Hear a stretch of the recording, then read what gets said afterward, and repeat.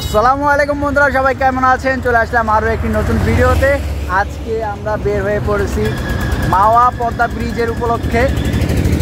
আর এখন আমরা আছি হচ্ছে কেরানীগঞ্জ হাইওয়েতে।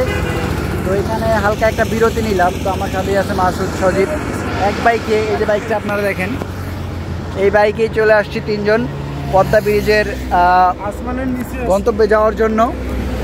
তো সোজা আপনাদের সাথে হাই রে, মাথার চুলের অবস্থা তো, হেলমেট না পরলে যা হয় আর কি, জাস্ট একটা সানগ্লাস পরে আসছে। আচ্ছা, যাই হোক, আপনাদের সাথে সরাসরি দেখা হচ্ছে পদ্মা ব্রিজে। স্বপ্নের সেই পদ্মা সেতুর টোল প্লাজা। এখন আমরা সিগন্যালে দাঁড়িয়ে আছি।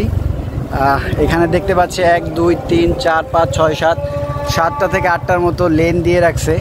আর এই বাম সাইডের লেনটাই হচ্ছে শুধুমাত্র বাইকারদের জন্য বরাদ্দ। যারা যারা বাইক নিয়ে আসবেন অবশ্যই আগে থেকে বিষয়টা মাথায় রাখবেন। আপনাদের লেনটা হচ্ছে একদম বাম সাইডে। এ হচ্ছে টোল প্লাজা। কয় টাকা ভাই?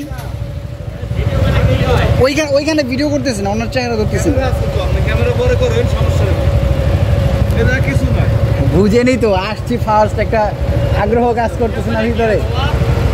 কত টাকা নিল? 100 টাকা পদ্মার টোল প্লাজার টোল।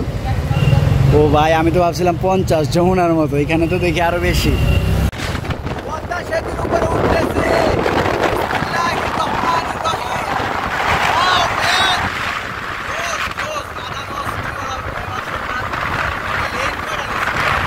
আলহামদুলিল্লাহ, এখন আমরা আছি হচ্ছে পদ্মা সেতুর উপরে। যদিও এখানে দাঁড়ানোটা নিষেধ, তারপরেও এখানে আমরা জাস্ট অল্প কিছু সময়ের জন্য একটু দাঁড়ায় থাকবো।